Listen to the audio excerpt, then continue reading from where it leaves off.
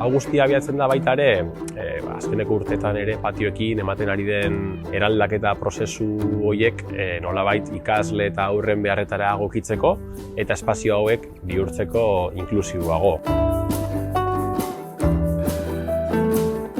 Horrekin batera baita ere, behar handi bat identifikatzen zen berdeguneekin, eskolako patio honek ez dauka berdegunerik apenas eta 23 horretan erabakitzen dena da proiektu honekin martxan jartzea. Erronka batzuk identifikatu ziren, gehien bat jolas eta egoteko era ezberdinekin zerikusia zutenak, ez? Zelan jolastokiak aukera eman behar duen jolas eta egoteko era guzti horiei, ez? Apur bat aniztasun hori bermatzeko eta baita ere erronka handiena naturalizazioarekin egon zen, izan ere gaur egungo jolastokiak azalera lau eta asfaltozko azalera bat baino ez du, eta hori zelan eraldatu, ez? Proiektorei begira uste du planteatzen duena da patioaren birnaturalizazio bat, eta horretan eremu desberdinak ere planteatzen dira, jolas eremu desberdinak, topografiak ere eraldatzen dira, materialak eraldatzen dira, naturalagoak izanik, eta horrek suposatzen duen guztiarekin, ez?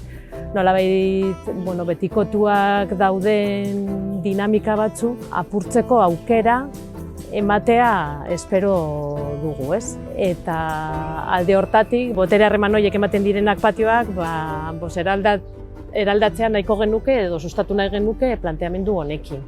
Patioak izango dituen onurak eskolarekiko, batez bedirez espazioak naturalizatu egingo ditugula, naturalizazio horrek ekarriko du ikasleek beste modu batean erabiltzea beraien tarte hori, beste harreman batzuk sartuz eta beste ekintza batzuetan parte hartuz. Oso onuragarri ikusten dugu eskola bezala, 2 eta 3 urtekoentzat espazio berezia izango dutela, azken finean haiek izango dutelako beraientzat bakarrik denbora luzez espaziotxo bat, non beraien eboluzioaren ezaugarriekin bateragarria den. Eta urtea joan ahala, beste adin batzuk nahastuko dira beraiekin batera, baina bai izango dute tartetxo hori beraiek beraien nortasuna garatzeko. Eta beste alde batetik ere, zelan lortu herriko topaleku atsegin bat izatea, komunitate osoarentzat, ez bakarrik ikaslei begira edo jolasari begira, baizik eta pasaintze lanetan dauden pertsona horientzat ere espazio sozializatzeko eta zaintza lanak aurrera eramateko espazio eroso bat izan dadin.